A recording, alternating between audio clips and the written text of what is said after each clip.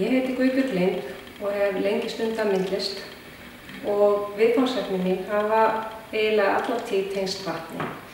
Fyrst fossum og það sem hefur svona heillað mig við fossana upphaflega gagnsæið og bara þessi þetta tímaleysi, þessi eilífðartilfinning sem heillaði mig.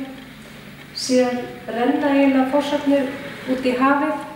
Í þessu verki til dæmis sem málað 1999, þá uppsprettan reyndar Breiðafjörður þar sem eyjurnar eiga að vera óteljandi. Þar fór ég að horfa mjög mikið á og áhugi minn að vakna virkilega fyrir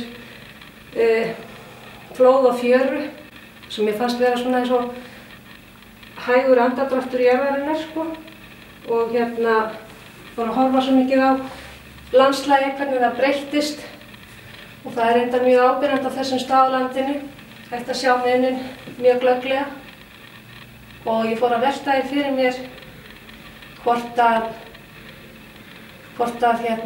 þessar eyjar yrðu sjáanlegar áfram þegar að yfirborð sjávar myndi hækka af völdum umhverfisáhrifa.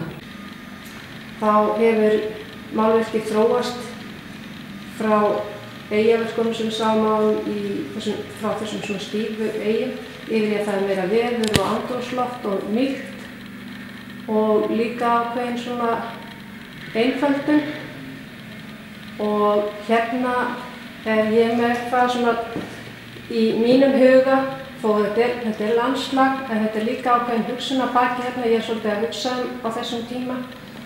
Skal ég segja ykkur svona sjóeldi sem að ágerast á Íslandi og ég að tjá svona áhyggjur mínar af því að það verði farið fram úr þeim þeirri virðingu sem við þurfum að sýna náttúrunni og aðgátt og það hægt að horfa á þetta sem sjóeldiskví eða jafnvel sem háf sem við notum þegar við erum að veiða fiskinn upp úr sjónum. Í þessum verkum þá held ég bara áfram að vinna með þetta einfalda landslag, sjóndeildarhringinn og veðrið. Það gjarnan einhver úrkoma og mismunandi skýjafar. Eftir því sem ég eldist, þessu meðvitari ég og fæ svona stundum hálfgerð kvíðaköst yfir því hvernig við erum að fara með náttúruna. Og ég móðir og ég amma, þannig að mér mjög umhugað að við hugsum meira jörðina sem lifandi veru. Í þessu verki þá þetta svona svolítið brjóst móður jarðar sem blasa við.